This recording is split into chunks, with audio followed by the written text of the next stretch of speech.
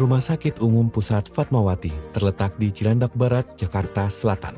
Rumah sakit ini bermula sebagai rumah sakit tuberkulosis anak pada tahun 1954 dan berubah menjadi rumah sakit umum pada 1 April 1961, yang kemudian menjadi rumah sakit rujukan pusat pendidikan dan layanan medis berkualitas.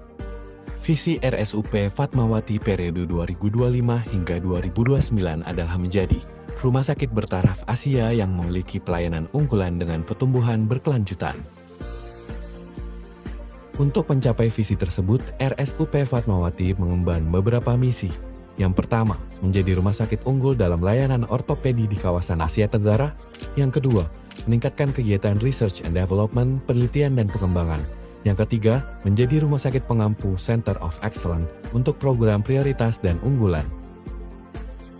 Instansi ini juga berlandaskan pada falsafah luhur dan nilai-nilai internal.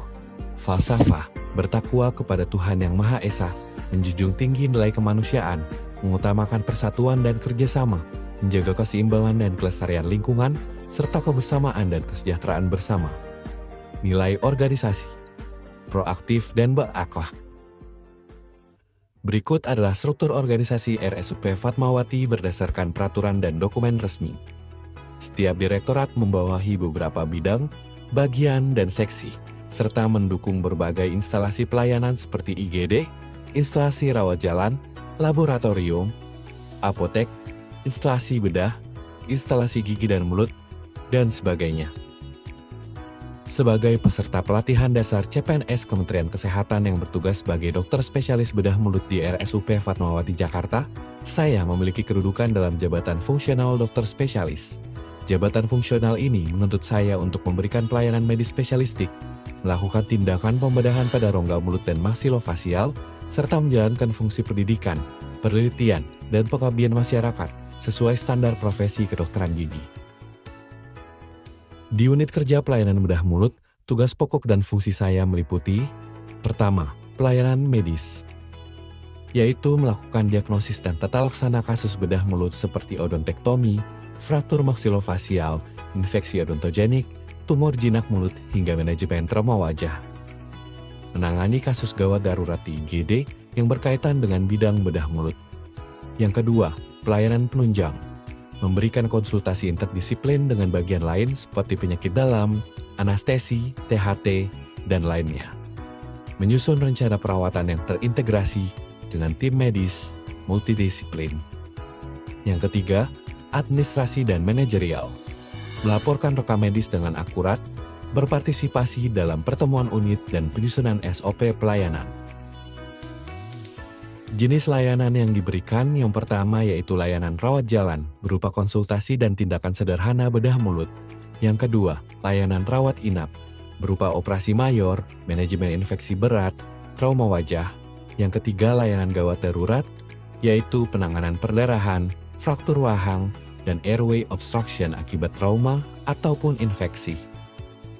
Sebagai dokter spesialis di RSUP Fatmawati, standar pelayanan yang saya capai mengacu pada standar akreditasi rumah sakit, standar profesi Perhimpunan Dokter Spesialis Bedah Mulut dan Maksilofasial Indonesia, indikator mutu pelayanan klinis seperti waktu tunggu pasien, keselamatan pasien, dan keberhasilan tindakan bedah.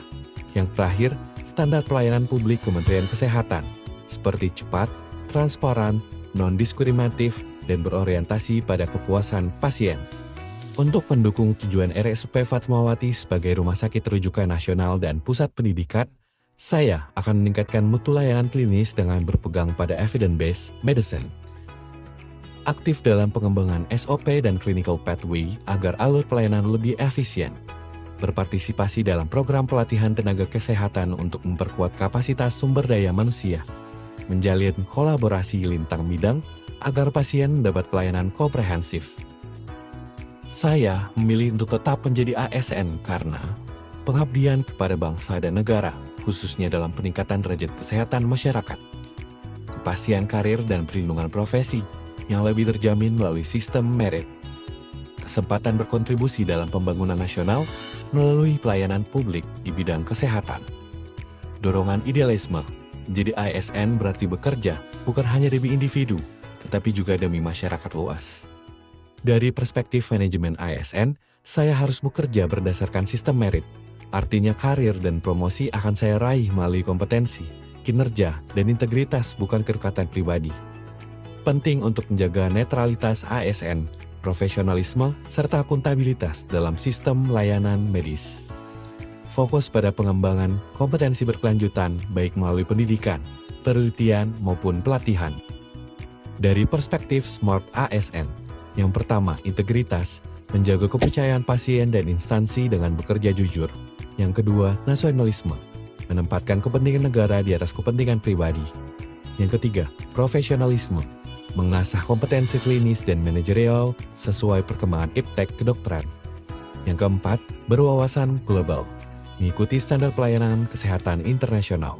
Yang kelima, mahir IT, memanfaatkan rekam medis elektronik dan teknologi digital dalam pelayanan. Yang keenam, bahasa asing, agar mampu menangani pasien internasional dan memperluas kolaborasi akademik. Yang ketujuh, hospitality, melayani pasien dengan empati, keramahan, dan sikap humanis. Yang kedelapan, networking, memperluas jejaring dengan berbagai pemangku kepentingan kesehatan. Dengan menjalankan tupoksi sesuai jabatan fungsional, memberikan pelayanan medis sesuai standar, serta berkomitmen pada nilai-nilai ASN dan Smart ASN, saya yakin dapat berkontribusi nyata dalam pencapaian visi Kementerian Kesehatan, yaitu mewujudkan Indonesia yang sehat, kuat, dan berdaya saing global.